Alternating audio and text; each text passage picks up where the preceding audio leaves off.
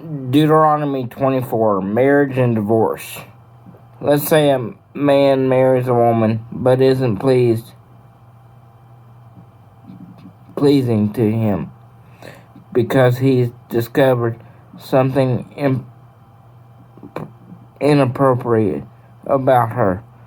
So he writes up divorce papers, hands them to her, sends her out of his house.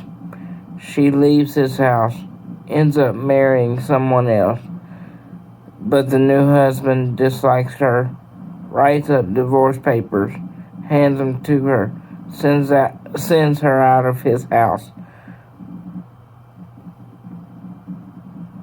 Or suppose the second husband dies. In this case, the first husband, who originally divorced this woman, is not allowed to take her back.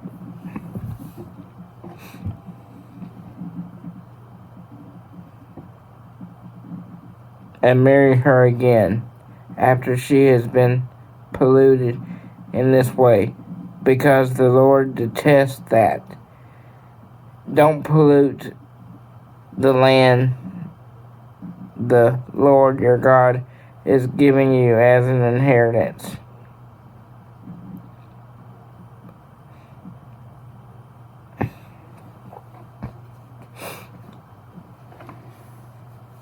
A newly married man doesn't have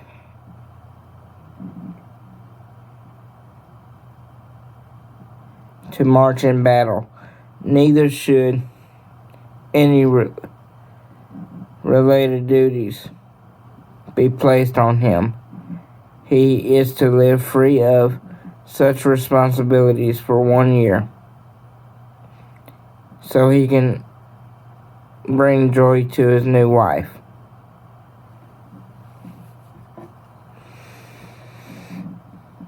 Pawning. Milestones, or even just upper millstones, must not be pawned, because that would be pawning someone's livelihood.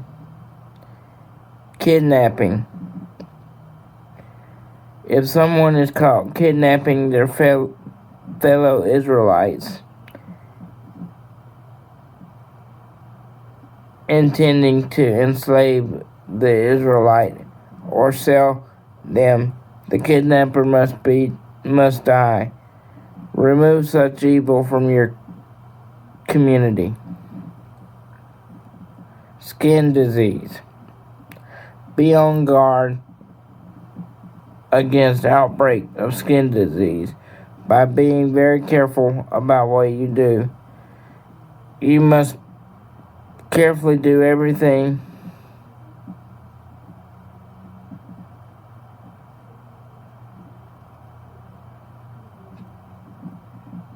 the priests teach you, just as I have commanded them. Remember, after all, what the Lord your God did to Miriam on your departure from Egypt. Loans. When you make any type of loan to your neighbor, don't enter their house to retrieve the collateral. You must wait outside.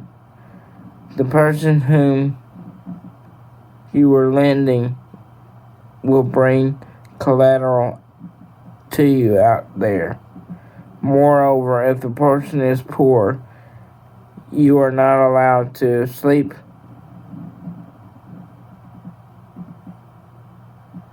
in their pawn coat. Instead, be certain to give them the pawn coat back by sunset so they can sleep in their own coat. They will bless you, and you will be considered righteous before the Lord your God.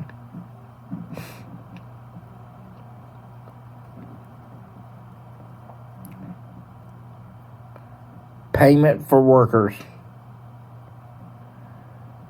Don't take advantage of poor or needy workers, whether they are fellow Israelites or immigrants who live in your land or your cities. Pay them their salaries the same day before the sun sets, because they are poor and their very life depends on that pay. And so they don't cry out against the Lord. That would make you guilty. Generational punishment. Parents shouldn't be exalted because of their children have done. Neither should children be executed because of what their parents have done. Each person should be executed for their own guilty acts. Rights of widows, orphans, and immigrants. Don't obstruct the legal rights of an immigrant or orphan. Don't take a widow's coat as pledge for a loan. Remember how you were a slave in Israel, but how the Lord your God saved you from that. That's why I am commanding you to do this thing. Whenever